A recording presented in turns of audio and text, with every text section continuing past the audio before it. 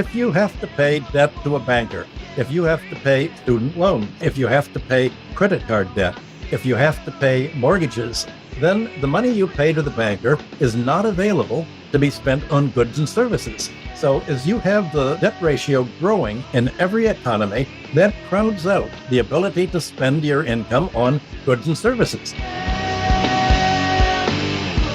If you cancel the debts that I've said should be canceled, these bad debts that are not necessary for production, then you cancel all of this vast accumulation of savings by the 1%.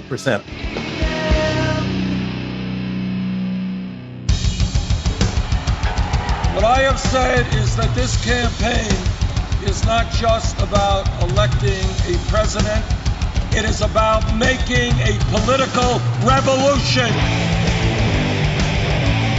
MMT. Taking money from our children and borrowing from China. People are dying. Is the program so critical it's worth borrowing money from China to pay for it? And if not, I'll get rid of it. Stop lying!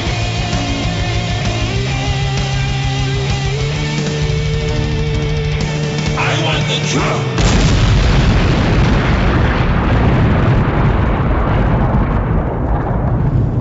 Now let's see if we can avoid the apocalypse altogether. Here's another episode of Macro and Cheese with your host, Steve Grumbine. All right, this is Steve with Macro and Cheese. You probably know that at Real Progressives, we produce a lot more than just this podcast. And sometimes I like to change it up a little bit and bring you content from one of our other shows. So this week, we've got a recent RP Live webinar with none other than the Michael Hudson, answering many of your questions about his book, Destiny of Civilization, Finance Capitalism, Industrial Capitalism, or Socialism. Without further ado, here comes the show.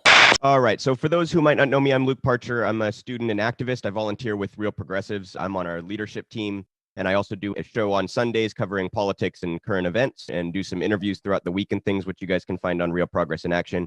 I want to quickly talk about Real Progressives. If you're interested in learning more about us, you can go to realprogressives.org. We have articles, content, podcasts, all sorts of things. And if you're interested in helping us out, we are a nonprofit. You can go to realprogressives.org/donate. I also want to plug our founder and CEO, Steve Grumbine shows. He does the Rogue Scholar on YouTube on Real Progress in Action. He also does the Macro and Cheese podcast, where you can find our guest today, Michael Hudson, as one of many fantastic guests on that podcast. So without further ado, I'd like to introduce our guest today. Michael is an economist, a professor of economics at the University of Missouri, Kansas City. He's also a researcher at the Levy Institute at Bard College. He's a former Wall Street analyst, political consultant, and commentator and author. Michael, thank you so much for taking the time. Well, thanks for inviting me. So I wanted to kick things off with the first question. The title of your book is The Destiny of Civilization, Finance Capitalism, Industrial Capitalism, or Socialism. Can you just explain how you came to such an all-encompassing title? Well, the world economy is now fracturing between two parts. The United States and Europe is the dollarized part. And this Western neoliberal unit is driving Eurasia and most of the global South into a separate group. And the conflict really is between finance capitalism in the United States and Europe against other countries, China, Russia, Iran, India, that are following the more traditional ethic and strategy of industrial capitalism. So the question is, how are countries going to be economically planned? Because every economy is planned by somebody. In the United States, the central planning has been taken out of the hands of government and put in Wall Street in the city of London, a very right-wing philosophy. In other countries, there is a mixed economy, China and the rest of Eurasia, and their objective of planning and money creation and credit is to create industrial capital, to create the means of production, obviously also environmental cleanup now, not merely the means of production, but an overall economic system, not simply to make fictitious capital, finance capital, without any reference to the industrial capital base, the earning of labor and industry together. So there are two economic philosophies. And I began the book by contrasting the dynamics of industrial capitalism with finance capitalism. And industrial capitalism in the United States, Germany, England, and every country where it took off was to promote a public investment in basic infrastructure monopolies in transportation, communication, education, healthcare. And the idea is that if the government would provide these basic services and basic human rights at subsidized rates or freely, as in the case of education and healthcare, then employers would not have to pay labor a high enough basic wage to make labor pay for healthcare, as in the United States, where 18% of GDP is for healthcare, or pay for education, the 1.7 trillion that goes for student debt in the United States, not mentioning the education that's not debt financed. Finance capitalism basically sought to break away all of the public infrastructure. Most financial fortunes and financial fortunes in history were made just in the way that Zola had described, by prying theft from the public domain. But the financial capitalism doesn't say you don't have to steal it. You actually make your policy, giving away the financial domain in the way that President Yeltsin gave away all of Russia's natural resources, public utilities, electric companies, anything that yields an economic rent that can be just easy income without any investment, and you financialize it. So you've had for the last, really since the 1980s, but even since World War I, this movement to prevent industrial economies from being low cost. But the objective of finance capitalism, contrary to what's taught in the textbooks, is to make economies high cost, to raise the cost every year. And that actually is the policy, the explicit policy of the Federal Reserve in the United States. Turn over the central planning to the banking system to essentially inflate the price of housing with government guaranteed mortgages up to the point where buying a home is federally guaranteed up to absorbing 43% of the borrower's income. Well, you take that 43%, you take the wage withholding for Social Security and healthcare, you take the taxes, the domestic market shrinks and shrinks, and the finance capital strategy is exactly what it is in the United States today in Europe. Shift all of the money away from the profits of industrial capital that are reinvested in making new means of production to expand capital into a shrinking economy where the financial sector intrudes more and more into the economy of production and consumption and shrinks the economy. So the rest of the book all spells out how this transformation from industrial capitalism to finance capitalism occurred and how the fight between the United States and Russia, China, Iran, and India, it's really a conflict of economic systems. There's no rivalry because they're not trying to do the same thing. The objectives of the US and Europe are completely different from the economic objectives of Europe. It's a war of economic systems. And that's why the United States is trying to prevent other countries from following the same path to industrial prosperity that made the United States, Germany, and other countries originally rich. So you have, on the one hand, a high productivity, high standard of living economy that used to be in the West and is now in Eurasia, as opposed to an economy of austerity planned by the IMF and central banks, as you're finding in Europe. Fantastic. Thank you for that. First here, we have Virginia Kotz, one of the people helping us backstage, has a question if Virginia wants to come on screen and ask.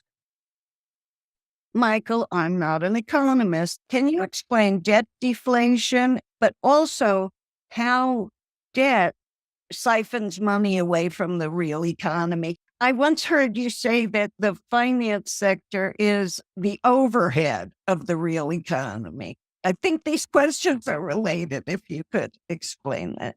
The classic discussion of debt deflation was in volume 3 of Capital by Marx. And Marx said that debts tend to grow by compound interest. And he gave a citation of everybody from Martin Luther onwards about how any interest rate is a doubling time. It doubles in a given number of years, and it grows exponentially in an up curve, like x equals y squared. But the economy grows in the shape of an S curve. It tapers off.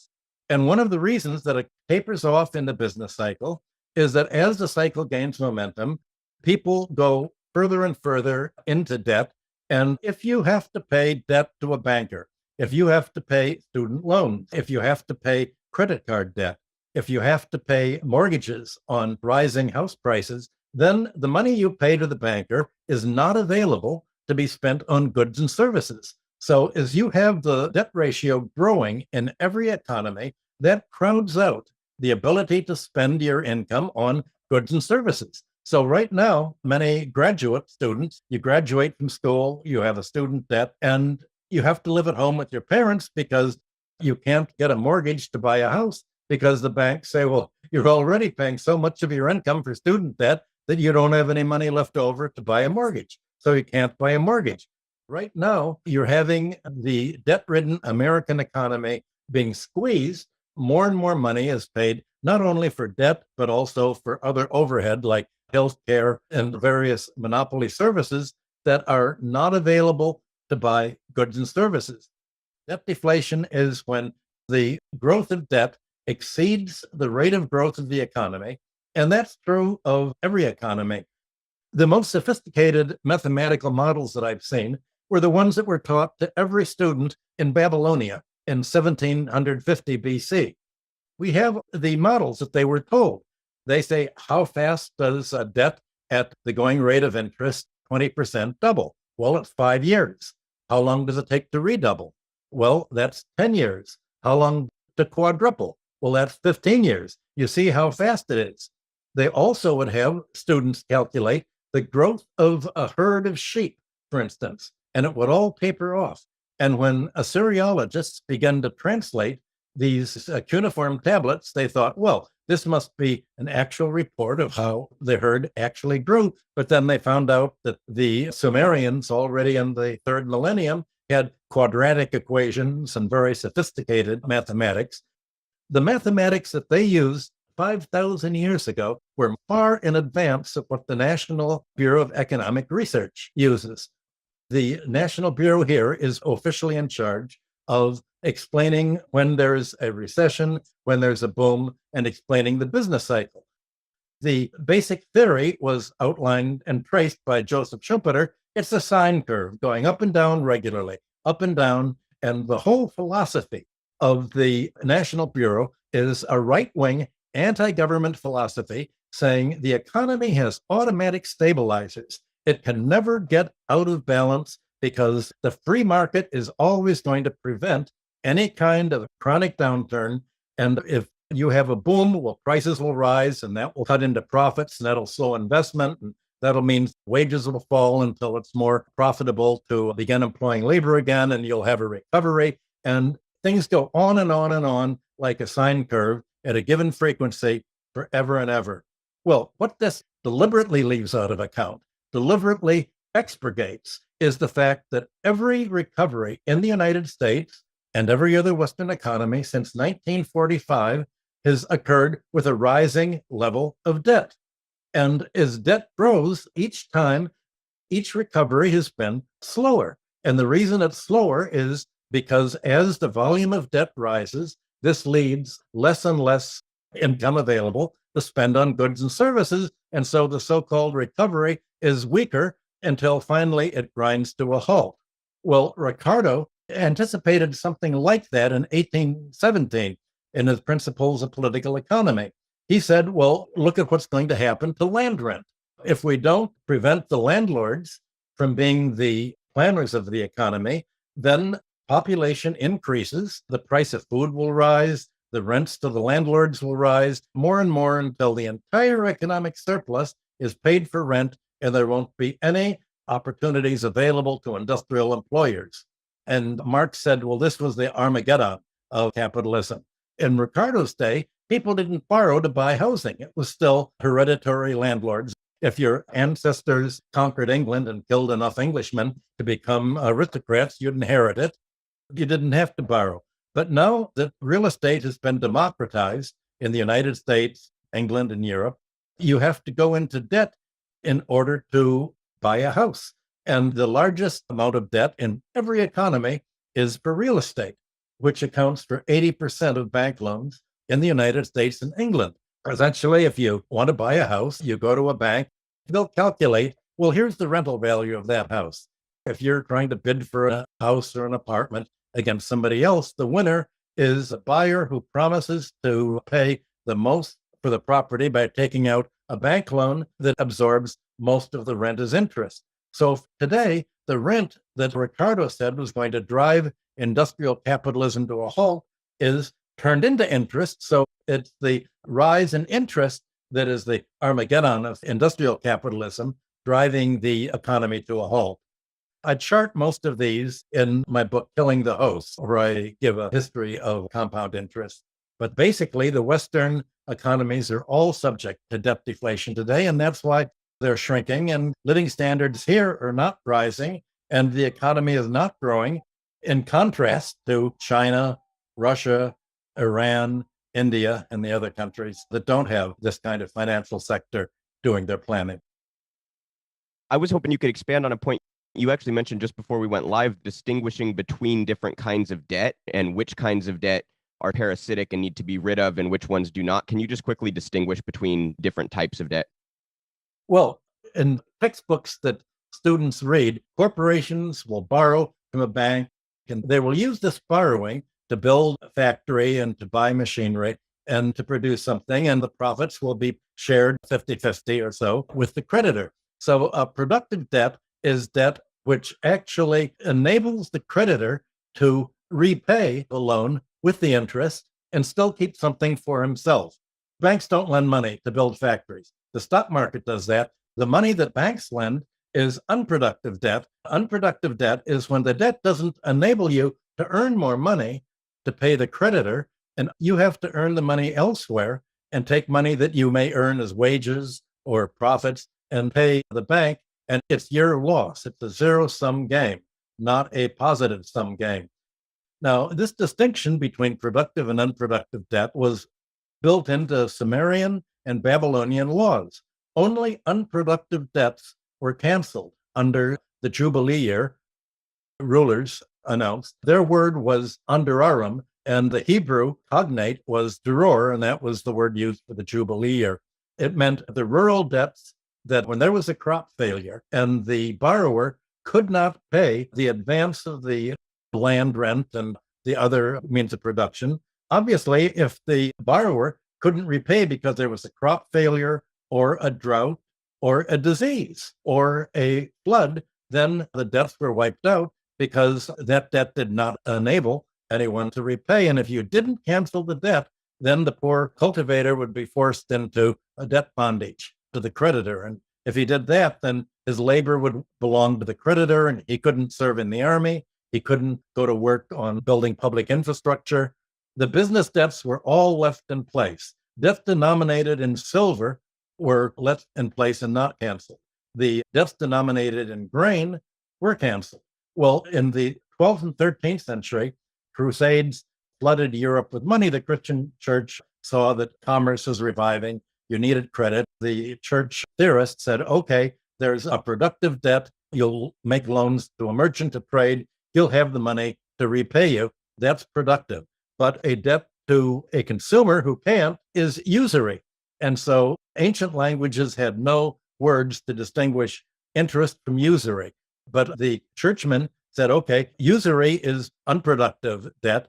Interest is a productive debt. Those two words, those were the original meaning of the distinction between interest and usury. That's been eradicated today when everything is considered productive and part of the free market. And if it makes the billionaire class rich, it's productive. That's basically the thing today. And the only debts that are supposed to be canceled are debts that the financial sector owns. The banks don't have to pay, the billionaires, only people with less than $1 billion have to pay debt. The poorer you are, the more debt you have to pay. They've reversed the whole last 1,000 years of Christian morality as the church has become privatized and financialized. Fantastic. We have a question here in the chat. This is from L. Lewis. It says, China has opted for industrialization and the U.S. corporate class clearly has not. Why is the U.S. so belligerent if it doesn't even want an industrial system? Because it doesn't want any other country to have an industrial system. Just like the West fought against communism threatening a new social system after 1917 revolution. America's terrified that if China can succeed by following the exact same policy that the United States got rich on in the late 19th century, then they might try to make America rich. And oh my, if they do that, then there's no more free lunch for the billionaires. This is life and death for the billionaires. They make their money by exploiting the economy without producing. The Chinese billionaires make their money by producing and exploiting the economy, but they also produce a lot, and then they have to give up much of what they exploit. So the United States doesn't want there to be any success in any country becoming prosperity in a way that doesn't siphon off all of the income to the 1%. And we have a question here from Andy Kennedy. Michael, I believe that you coined the phrase monetary hegemony. I believe it was in Super Imperialism, book that you wrote a while back. But I think that's something that a lot of people really have a hard time grasping what that even means. Can you talk a little bit about how the US dollar hegemony has been a large part of why the US became deindustrialized? Well, that is what my book Super Imperialism was all about, that I published in 1972. Dollar hegemony really began in 1972. Hegemony is a word that I can never really work into conversations very easily. It was actually Henry Liu that emphasized that term. He's a friend of mine, and we were colleagues for many years. The dollar hegemony means the United States can issue dollar bonds, IOUs, and it never has to repay them. If we run a balance of payments deficit in the United States, the dollars end up in the foreign central banks. Most of the US balance of payments deficits since the Korean War have been for military spending. So while America is spending money creating military bases all over the world, these countries will end up with the dollars that we spend to build the bases and buy off client oligarchies. And these dollars are turned over to the local central bank for domestic currency. And the central bank is going to say, what do we do with the dollars? Well, they will tend to hold the dollars in the form of buying a US Treasury bond, because central banks aren't supposed to take risks. So they will essentially buy the Treasury bonds, and the United States has no intention of ever paying the Treasury bonds. How is it going to pay? It was paying in gold until 1971. So when the United States would spend money in Vietnam, the dollars that was spent in Southeast Asia, in Japan, and other countries would be sent from Vietnam to their head office in Paris. And General de Gaulle would say, well, here are these dollars, now give us gold. And the US gold stock was going down and down and down. The American strategists worried that this was going to really hurt the country's ability to dominate the world. So when they went off gold in 1971, everybody thought that this was going to end American financial leadership. And instead, it was a great increase. It created dollar hegemony because there was nothing for foreign central banks to hold their reserves in except US Treasury bills, Treasury bonds. In other words, Treasury IOUs. So the more money that America would spend abroad in a balance of payments deficit, this money would end up being recycled to the United States in the form of Treasury securities. And so it was actually the balance of payments deficit by military spending that helped finance the US domestic budget deficit. Other countries really didn't have an alternative. And so when the United States took the lead in creating this Eurozone, it made sure that the Eurozone would never make the euro an alternative currency to the US dollar, because it limited the Eurozone's ability to run a budget deficit to just 3% of GDP. Well, what that means is that when Europe goes into a recession and needs to increase government spending, like the United States does when it's in a recession, or like the United States is doing today, running a budget deficit way in excess of 3% of the GDP, Europe is not. So there are not enough euro bonds by the central bank to ever become a rival for the United States dollar. Well, all of this is now being changed by Russia and China that have discussed for the last few years. In order to stop US hegemony, we have to avoid financing our own military encirclement by lending to the U.S. Treasury that turns it over to the military industrial complex and Pentagon to build bases here. So we're going to have an alternative to the US dollar. Well, they were talking about it, Russia, China, other countries, really for 5 years. And amazingly enough, the end of dollar hegemony occurred last year when the United States itself said, if any country pursues a policy that we don't like, we can grab all of the dollar reserves that they hold in the United States. We can grab all of the treasury bonds they hold. We can just take it. All the bank deposits they have, we can grab. They grabbed that of Venezuela. They grabbed that of Iran. They grabbed that of Afghanistan. And then they grabbed the $300 billion of Russia. So now the United States has told any country, if you do anything that we don't like, if you do not let our companies buy control of your economy, or if you try to sue one of our oil companies that pollutes your land, we will grab all of your money and you'll be isolated. Well, this ends other countries' ability to finance the American empire anymore. Other countries are terrified now if they're all saying, let's not denominate our trade in dollars, let's not use the dollars, let's use each other's currencies. We will finance other governments' treasury, and these treasuries that we're financing between China, Russia, Iran, India, and their neighboring countries are loans to help their treasuries build infrastructure and internal improvements to actually increase the economy growing. Well, the United States itself has brought this about by all of the sanctions that it's imposing. It's an example of the self-defeating character of the US strategists. And fortunately, none of them understand how an economy actually works any more than they understand how military strategy really works. So we're having armchair amateurs essentially ending a whole system that was giving America a free lunch for the last 50 years. So we have one here in the chat from Jordan Sorif. He asks, how do you see the interaction between major shareholders of large financial institutions and major shareholders of industrial enterprises?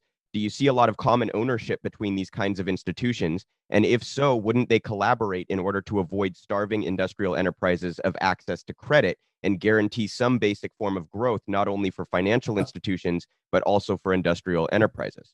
And not at all. They're collaborating in destroying the industrial sector. They collaborate in turning industrial corporations into financial firms. And when you turn the management of a corporation away from the engineers and turn it over to the chief financial officer, the chief financial officer says, our job is not to increase our industrial production. Our job is to increase the stock's price. And we can maximize the stock's price by, instead of spending on research and development that'll take years to pay off, we can spend our income on buying the shares.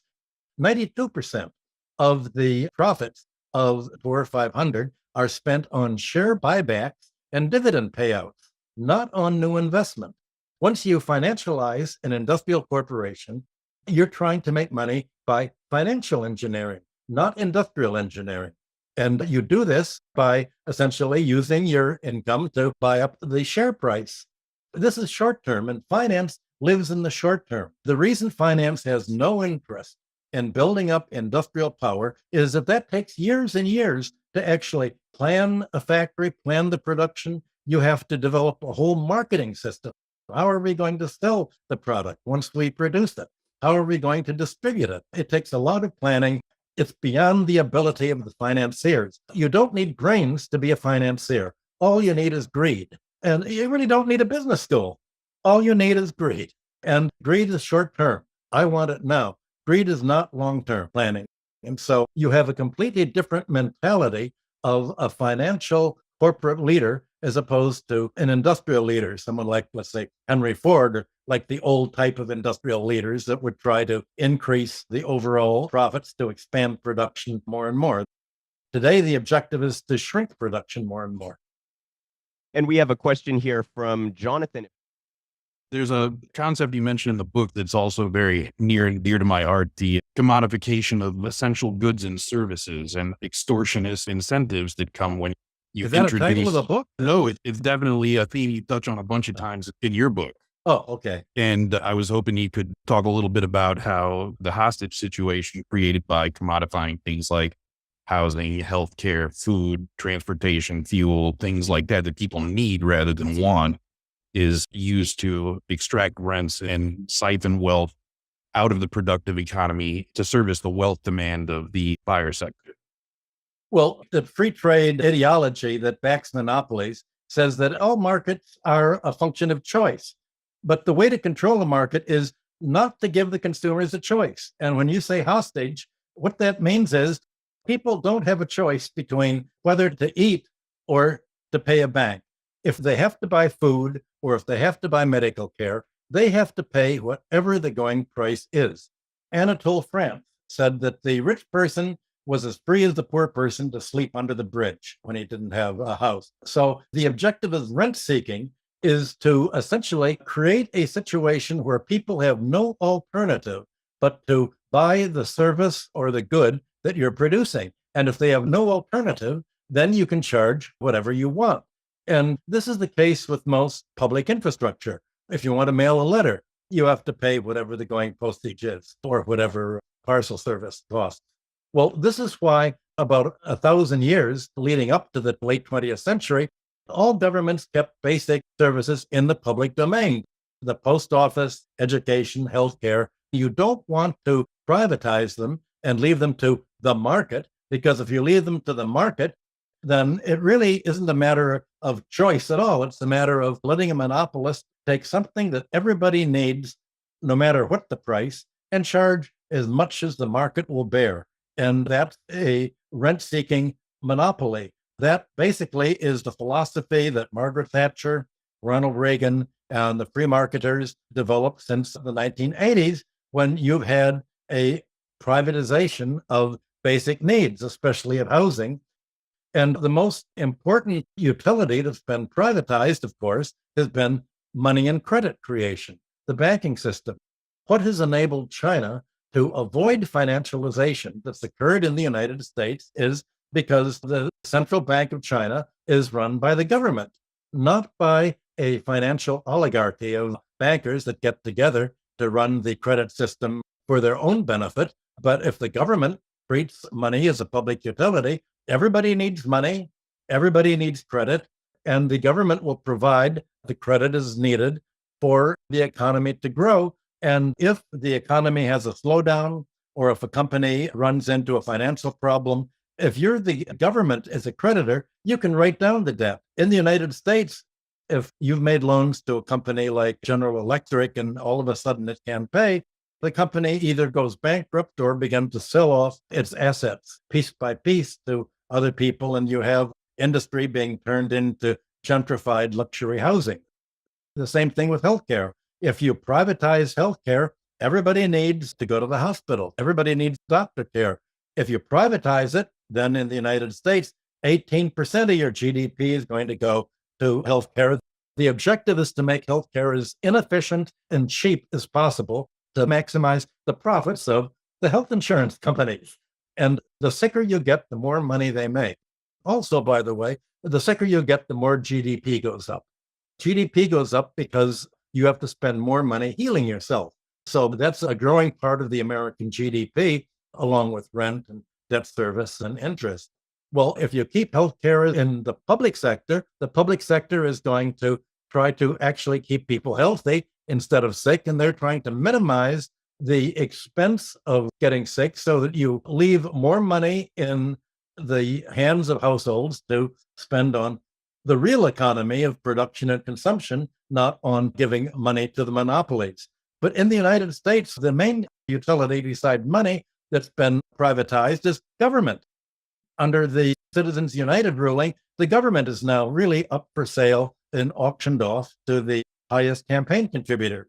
In the Democratic Party, for instance, every Democratic representative has to raise a given amount of money from campaign contributors to give to the Democrat National Committee. And so whoever can raise the most money gets to be the committee heads. Well, you'll have the pharmaceuticals industry giving a lot of money to some representative. They want to be head of the health committee. You'll have the bankers giving money to whoever they want to be the head of the banking committee, and so on. So the function of government itself, once it's privatized, is to make money for the donor class, which basically is the financial class and the monopoly class that finance creates. Banks have always been the mother of monopolies, and the financial sector's largest business market is in creating monopolies. So you have basically the privatization of monopolies, and the monopoly rent of these monopolies is used for paying interest to the banks that finance the corporate raiders or whoever wants to take over and buy these monopoly privileges.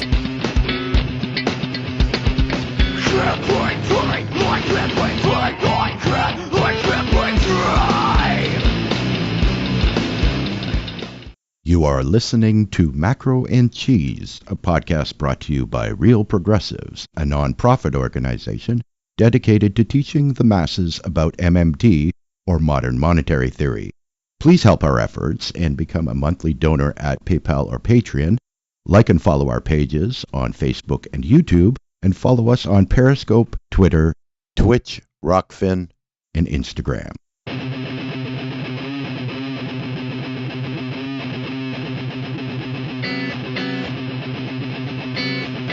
My tolerance, trying my patience, and never want to see it reaches to nothing. We're waiting, I'm tired of the lies you tell me. Lies you tell me. It's just my tolerance, trying my patience, and never want to see it reaches to nothing. We're waiting, I'm tired of the lies you tell me. Lies you tell me. We have a question here from Paul Burtwell. Paul, go ahead. Hi, Dr. Hudson. Could you briefly touch on the concept of economic rent and unearned income, as well as how the establishment became established by conquering Europe, privatizing the commons, all the way up through colonialism, and how they use all these little privileges through copyrights, patents, formulas, and it's not really through effort or innovation, but it's through rake off. I remember you in an interview, I'm paraphrasing, saying something like, for the crime of being conquered, the 99% and all of the descendants are obligated to take care of the 1% and all of their descendants into perpetuity. But it would be great if you could touch on those historical elements, because most folks think, hey, these folks that are really rich are smarter, they worked harder. And as we know, it's not based on effort or individual contribution, but rather just yoking society. Well, it's very hard to answer that question very briefly in a question and answer. I've written 2 chapters of The Destiny of Civilization describing exactly what you've asked, economic rent. All of classical economics, from Adam Smith to Ricardo, John Stuart Mill, Marx, Alfred Marshall, was all about value and price theory in order to segregate how much of the price is not reflected by a real cost of production. Economic rent is unnecessary income. Economic rent is what you're able to charge more than just the cost of producing a goods and service with a profit. It's what is a free lunch. And the free marketers say there's no such thing as a free lunch. That's what Milton Friedman said. But a rentier economy is all about a free lunch. The concept of economic rent in the 19th century was aimed at landlords because they inherited the land. The land does not have a cost of production.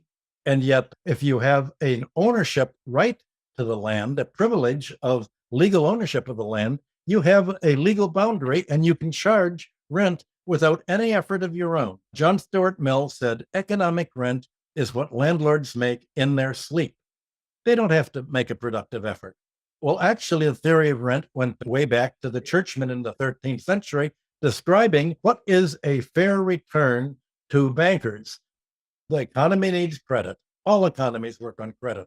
Traders need credit. They need the money exchange from one currency to another. The value of banking services is the cost of living, the cost of doing business, the cost to have a certain lifestyle that's becoming of a banker. But everything that's over and above normal living, prosperity, and cost is called usury. That's not a valid cost. And so that was deemed illegal already in the 13th century. Well, Ricardo in the 19th century used the landlords as the main recipients of the hereditary landed aristocracy. Rent is what a landlord would get just for the ownership privilege of having land. And so if you go out and buy a house today and the price of land goes up because the city will increase bus service or a transportation service, for instance, in New York City a few years ago, They extended and built the Second Avenue subway that went uptown along Second Avenue. Real estate prices all soared for real estate on Second Avenue. That was a free lunch. The landlords didn't do anything at all to increase the real estate rents that they were charging. Rents went way up. If you lived on Second Avenue or First Avenue, Third Avenue, you'd had to pay much higher rent because you no longer had to walk half a mile to get to the Lexington subway that was very overcrowded. You could have the nice, uncrowded Second Avenue subway. And yet this rent increased not by the expenditure of any cost. It was rent without value. It was the price of housing without cost value. So rent is the unnecessary element of price over and above what it actually costs to produce something.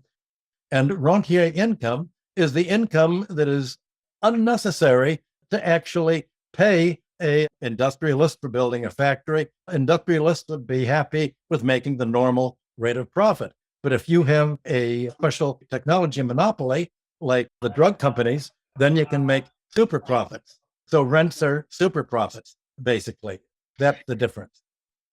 Right on. We have a question here from Roxanne Devereaux. She says, if you've answered this, maybe just elaborate on your answer, but in a perfect world where government actually served the people, what would a debt jubilee look like and how could it reverberate through society? Most examples I'm familiar with happened before the Industrial Revolution. Well, the best example is the German financial miracle of 1947, 1948, the Allied monetary reform.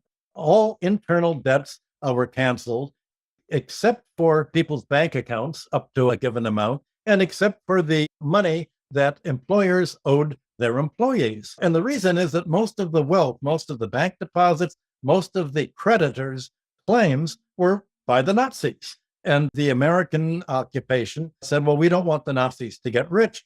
The good thing about canceling debts is you cancel the savings of bad guys. In 1947, it was the Nazis. Today, it's the 1%. If you cancel the debts that I've said should be canceled, these bad debts that are not necessary for production, then you cancel all of this vast accumulation of savings by the 1%. For instance, if you cancel student debt, that would free income for spending on democracy.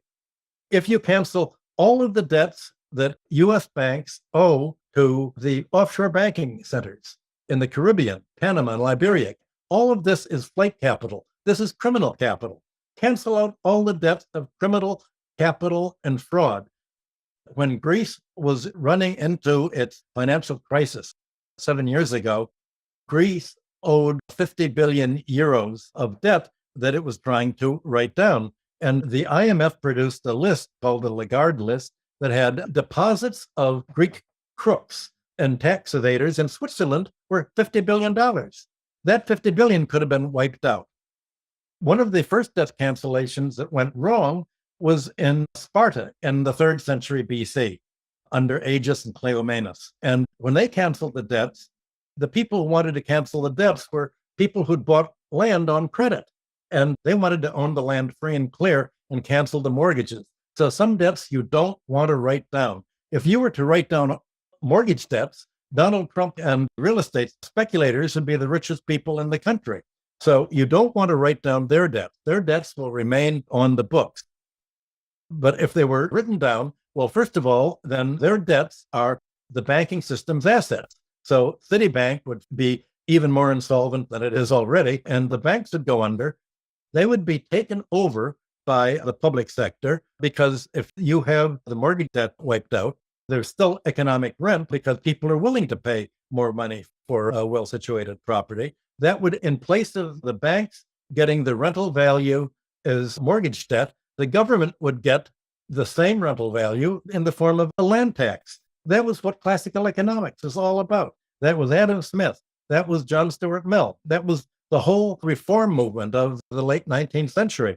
So you want to cancel the bad debts, and you don't want to make debtors who are just speculators rich in the process. You want to make sure that you only cancel the bad debts and you don't create a new rentier class. The idea is to look at the economy as a system and see what should the government receive as economic rent, and it can decide what is it going to receive for healthcare.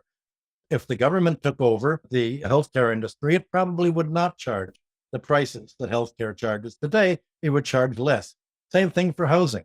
If housing were run like England ran its council housing before Margaret Thatcher, it would be very low. In Germany, Germany pays only 10% of its average family income for rent, not 30 or 40% is in the case of the United States. That's what used to make Germany, until last month, so competitive an economy. So you'd restructure the economy so that it would only have debts that were socially necessary to keep the economy operating.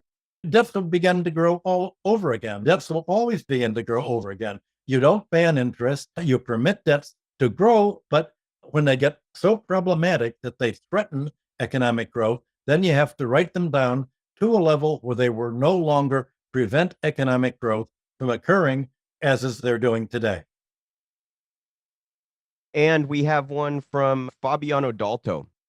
Being that politicians, therefore government, are in the pockets of the rentier class, how do you think we could get rid of such rentier influence in order to implement socially oriented policies?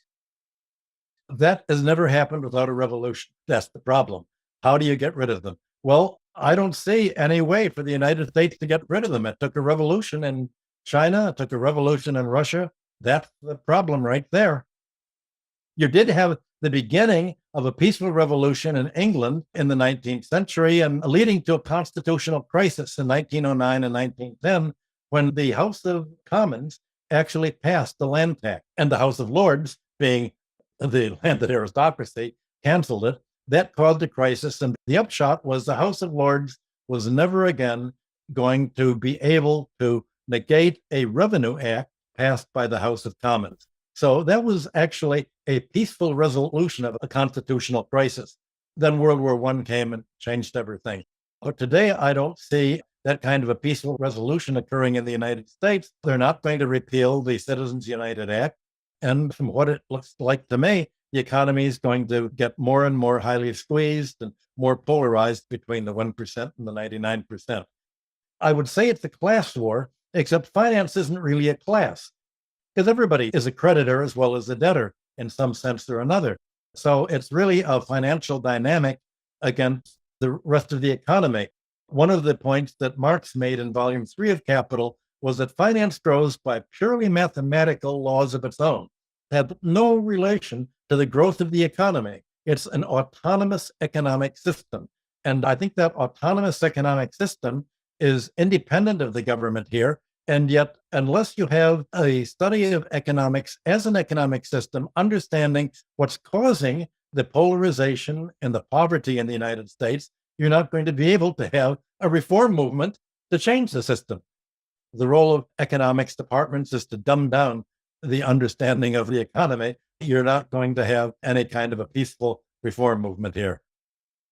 We have a question here from Christina, who asks, what are the steps we can take to fix the housing crisis? Kind of a broad question, but if you have any policy prescriptions there, that would be great. There's very little that individuals can do. The 19th century dealt with this question increasingly. And their solution was, if you have a calculation of the land rent as opposed to what it costs to build a building, we all know that if you build a building, the contractor and the builder or developer has to make a profit. But if the government will tax the land rent, then it will not be available to the banks to charge as interest. So if you tax the land rent, then the land rent is not going to be capitalized into a bank loan, and housing prices will be kept down to the actual cost of construction plus normal profit. And as housing becomes more desirable, or as the economy becomes more profitable, or as cities build more Second Avenue subways and the rental value goes up, the taxes will go up. That will prevent this increased rent from taking a financial form and will simply be the source of a government revenue. It requires a tax system to tax away the economic rent so that housing does not reflect the speculation and the economic rent that is caused by the privatization that's been occurring, especially since 2008. So this one is from Tim. Tim says one argument against de-dollarization is the liquidity and stability of the US dollar. For example, oil is based in dollar, and many OPEC countries have their currencies pegged to the dollar such that they benefit from a strong dollar. Envisage the transition into trade in local currency pairs against these advantages of dollar as reserve currency. Well, that's exactly what this last weekend's Shanghai cooperation meetings were all about. So any country that holds its central bank reserves in dollars has a stake in not wanting to lose the money. China has the largest dollar holdings of any government, and its currency has gone down and down. China's willing to take a loss on this by moving out of the dollars. The solution is, as both President Xi and President Putin pointed out, we're going to move out of the dollar. So we don't have a stake in the dollar. It can go up or down. It's not going to bother us. They're not buying or selling to us anymore anyway. They're sanctioning us. So let's go with what President Biden wants. He says, you go your way, we'll go our way. Fine, let's go our own ways and use each other's currency. And that way it won't matter. So it won't matter to them. If moving out of the dollar means that there's less demand for the dollars and it goes down, what they're gaining is freedom. So this is the price of their economic liberty from dollar diplomacy. We have another question here from Virginia Kotz. Michael, I feel like some people have a lot of nostalgia for the post-World War II social democracies of Europe. And I can't remember if it was in your book or in an interview. You describe Thatcher's process of privatizing in England. Could you talk about that? Because I didn't know a lot of that. Well, Margaret Thatcher said that her greatest contribution was Tony Blair. And Tony Blair was an opportunist who got enough support from the United States to move the British Labour Party to the right of the Conservative Party and do what Margaret Thatcher never could have done by even privatizing the railroads, by being more viciously anti-labor. The social democratic parties in every country have been so pushed by what the CIA called the mighty Wurlitzer of public opinion, meaning bribes to the politicians, that they've financed the campaigns of neoliberals to pretend to be pro-labor, to pretend to be socialist, while actually they're the far right wing of the political spectrum. I won't call them fascism, but let's just say there's nothing the fascists would not like in the social democratic parties. So the most right-wing parties in Europe are the social democratic parties, way to the right. I guess the most right-wing neo-fascist party is, of course, the Greens in Germany, that are the pro-war party and anti-labor. But basically, there is no longer a real labor party representing the interests of labor. They've all been co-opted by demagogues. The Social Democratic Party, in a way, have been like the peace parties. The first thing that every peace party does when there's a war is they're at the head of the pro-war patriotism parade. That was what Trotsky noted about World War I.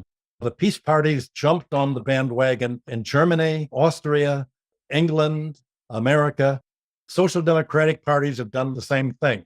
When there's a neoliberal right-wing corporatist financialization, they've all been persuaded to do it. The equivalent was like what the Clintons did to the United States since the 1990s. In the United States, the Democratic Party is the far right-wing party now. And I guess when I answered the question about what can Americans do to help the housing crisis, you cannot solve the housing crisis until you end the Democratic Party. You cannot solve the labor problem without ending the Democratic Party, because that is the party of Wall Street. That is the party of the 1%. Its function is to make sure that there cannot be any left-wing opposition to block the Republican Party's program. So that Bill Clinton did, the Republicans never could have done, backing Alan Greenspan and the right-wingers in getting rid of the act preventing banks from owning insurance companies and brokerage houses, getting rid of the Glass-Steagall Act. And no Republican could have done anything as viciously anti-Black and anti-Hispanic as President Obama, whose policies are basically identical with those of the Ku Klux Klan. Obama's role was essentially to reverse the attempt by Black and Hispanic to become homeowners. His objective was to replace Black homeownership and Hispanic homeownership with ownership by private capital companies. His role in 2009 was to bail out the banks, the fraudulent banks that had written the junk mortgages, and to keep the junk mortgages on the hook, to evict almost 10 million American families and not fine the banks, not throw a single crooked banker in jail. This ended the hopes of the low-income Americans, and especially the minorities, to have housing. And if you say, what can we do about housing? Well, if you're Black or Hispanic, you must avoid the Democratic Party like the plague, and you must come to terms with the fact that it was Obama that was the most anti-Black president of the 20th century, except, of course, for Woodrow Wilson. The damage that he's done has not been widely recognized here. And he has put in place a Democratic Party leadership that is so anti-labor, so white racist, and so pro-Wall Street that I don't think it is reformable. Just to build on what you were just talking about there, Michael, I'm kind of stunned by the extent to which people buy into the partisan false dichotomy in this country and seem to think there are all these massive differences between the parties. And that obviously is an issue by issue thing, but I'm curious where you think that buy-in comes from and how we might be able to cut into it. The fear-mongering about Trump is, I think, overstating the differences between Trump and Biden on these issues. Can you talk a little bit about that? Yes, the Republican policy is to say to Wall Street, yes, please. And the Democratic Party's policy is to say, yes, thank you. But that's basically it. You'll notice in Ohio, the Democrats' National Committee is backing a right-winger that is going to play the role of West Virginia Senator Manchin or Arizona Sinema. The Democrats want to make sure that it has enough Republicans running as Democrats that if there's ever a danger of promoting a bill that is good for the working class or the racial minorities or ethnic minorities, that you'll have the Republicans running as Democrats to cancel it. There'll always be many senators right behind Manchin and Sinema in the wings to prevent the Democrats from doing anything that does not serve the short-term, immediate interests of their Wall Street backers. Yeah, the rotating villain is a very real concept for sure. We have a question here from Rasha Foda. What role does defining money play in shaping the economy? How do you define money? Is it a record of value transferred between economic actors, or is it a commodity? If you agree that money is a record of value transferred between two or more economic actors, isn't it possible to create money on demand by any two or more economic actors in a decentralized manner as opposed to central private banks, provided there is a scientific formula by which value of goods and services is assigned? Oh my God, I can't even begin to answer that. The jargon is so misleading. Money has nothing to do with value. Money is debt. That's the opposite of value. It's a transfer of debt among people, is not a transfer of value. You're using a very right-wing, quite frankly, a fascist economic terminology, maybe without meaning to, but it's not value, it's debt created out of thin air. It's credit. When you go into a bank and you take out a loan, the bank doesn't say, let me see how much money I have on deposit to lend you. They will just write you a loan. They'll create a bank deposit, and in exchange, you'll give them an IOU. It's debt. Loans create deposits, not the other way around. Anyone who talks about money and value, you want to stop talking to them immediately, because you know that it's going to be patter talk for propaganda.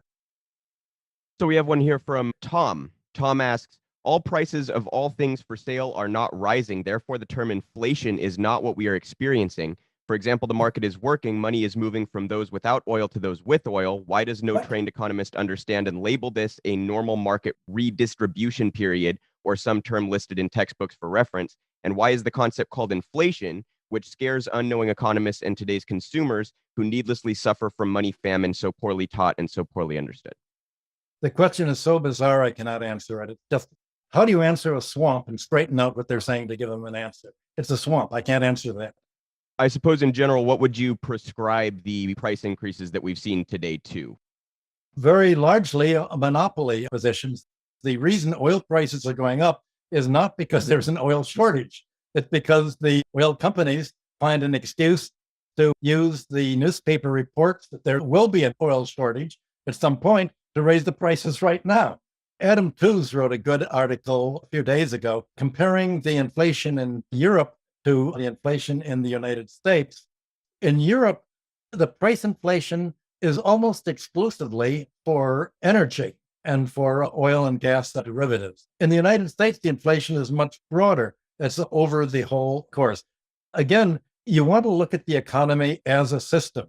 You don't want to reduce everything to one-dimensional, here's the price level. You want to look at the multi-layered economy. What are the cost prices? What are the economic rents? What are the monopoly prices? What's the tax system? You have to look at the economy as a system, not in a one-dimensional way. So I can't untangle all of the jumble any clearer than that. We have one here from Paul Burtwell again. Could Dr. Hudson touch on and acknowledge the validity of MMT? What do you think is the importance of MMT, and how does it apply to this discussion? Well, I was on the faculty of the UMKC, which is MMT Center, for many years. I'm all in favor of MMT. The point of MMT is that just as banks create endogenous credit on their own computers, the government can create credit. The government doesn't have to borrow money from the 1% or from bondholders in order to spend it. The government can simply print it, as it did under the greenbacks. The government can create its own credit, and there's nothing wrong with running a budget deficit, because a budget deficit does not have to be paid by taxpayers paying taxes. A government deficit can be funded by simply creating the money on your own computer, not by taxes. That's the point that Stephanie Kelton has been making again and again in what she writes. And that really is the essence of MMT. But of course, the lead exponent of MMT was Donald Trump when he said deficits don't matter. We can just create whatever we want. And I think Vice President Cheney also said we can spend whatever we want. It doesn't matter. George Bush said it's all really fictitious anyway. We can do it. So the difference between Donald Trump and the Republicans and the MMTers is we want the government to run deficits to actually spend into the economy. We do not want deficit to be run for $9 trillion to subsidize quantitative easing for the 1% to promote real estate prices and stock and bond prices. We want them to actually employ workers and to promote full employment. So the difference is the MMTers are basically in favor of tangible economic growth, not creating money, bad MMT of Cheney and Donald Trump style. Can you talk a little bit about how the IMF and financialization has contributed to what's going on right now in Ukraine? I know that's a little bit broad, but if you could tie in what we've been talking about here to the situation in Ukraine. The IMF's job is to make sure that the economy is impoverished and that all the money that it gives is to support the currency to enable the kleptocrats, Kolomoisky and others, to take the Ukrainian currency they have and transfer it into dollars and pounds sterling at a high exchange rate. So they will lend Ukraine the dollars essentially to support the hyena, however you pronounce its currency, and enable the kleptocrats to make money and then pull the rug out from under them if any alternatives to the Nazis take power. And they want to make sure that once the kleptocrats have emptied out the economy, they can let the economy collapse. And so they're, of course, backing the new labor law. President Zelensky has pushed abolishing labor unions, abolishing the rights of labor to negotiate, and making basically the most fascist labor law in any country's history. So the role of the IMF is to support client oligarchies to get their money out of a country before there's a possibility of a left-wing government coming in, and then to deny all credit and organize a currency raid on the left-wing government to say, you see, socialism doesn't work. So the IMF is one of the institutions that is the arm of American hegemony by preventing economic growth occurring outside of the United States. Essentially, the IMF, it's a small office in the basement of the Pentagon, run by the neocons, to make sure that other countries cannot have any policy that would not let American firms come in and buy their raw materials and their natural resources and their monopolies. So think of the IMF as a tool of the military, but much more right-wing than any general would dare to be. Thank you so much, Michael. We really appreciate you taking the time today. I also, once again, want to remind people to please go to realprogressives.org to learn more about us or find our podcasts and articles, including, again, Michael as a guest on Macro and Cheese. With that, we will go ahead and call it a discussion here. Virginia, did you have anything you wanted to add? Yeah, I wanted to ask Michael where people can find his work. Well, Amazon, I guess, is the easiest place to go. It's all available there on my website, michael-hudson.com. And you can go to that there and join me on Patreon. I do have a Patreon group. And if you're a contributor at a given level, then you get to talk to me directly every few months. I think we have a discussion coming up. Well, we can all use support. Real Progressives also has a Patreon. So support us all, please. I just want to say, Michael, you wrote an article with the greatest title I've ever seen, which was something like "The U.S. Defeats Germany for the Third Time in a Century." I just thought that was such a perfect title. I think you wrote it right when the Ukraine thing was beginning. Right. It was apparent what was going to happen at the very beginning. And I'm amazed that nobody else was writing about that. I'm not very good on military analysis. I can follow what Andrei Revsky at the Sacker says in Moon of Alabama and Andrei Martinyav. The one thing I can tell about military operations is the balance of payments aspects and how it all is spelled out. Well, and you talked about it, how the three main sectors benefited. Oil is the key to American diplomacy. And I guess if we're talking about American hegemony, it comes from America's control of the oil trade. That was one of the reasons that America wanted to isolate first Venezuela and then Russia, because if the only source of oil are companies controlled by the American oil majors, then every economy needs energy to grow. And in every economy, since the beginning of the Industrial Revolution, there's a connection between the growth of GDP and energy use per capita. And so talk about the monopoly rent and the victim economy. If you can control oil, then you can control basically the world economy. And that has been a key to the American policy. And the Americans realized that if Europe cannot buy Russian oil anymore or Venezuelan oil, then it'll have to spend 10 times as much by American liquefied natural gas. This means the sanctions against Russia have ended German industrial supremacy. It's ended the German steel industry. It's ended German heavy industry. They're now going to be dependent thoroughly on the United States, and the euro is going to become a weakening satellite currency of the US dollar as a result of killing off the German economic and industrial leadership of the European economy, along with that of Italy and France. Thank you. I hope we didn't abuse your generosity with your time. No, I assume if I said anything controversial, you'll just take it out. No, we will actually clip it and plaster it all over the internet. Michael Hudson isn't controversial, is he?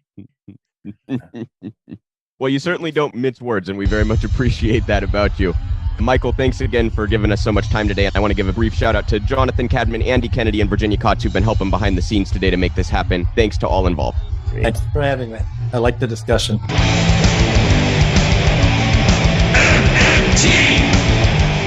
Macro and Cheese is produced by Andy Kennedy. Descriptive writing by Virginia Kotz and promotional artwork by Andy Kennedy. Macro and Cheese is publicly funded by our Real Progressive Patreon account. If you would like to donate to Macro and Cheese, please visit patreon.com/realprogressive.